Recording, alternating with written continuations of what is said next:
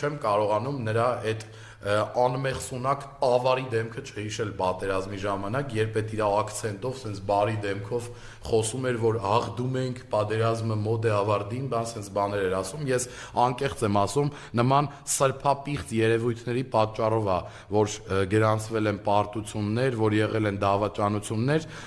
Նիկոլ Փաշինյանը վստահաբար կարող եմ ասել Արթուր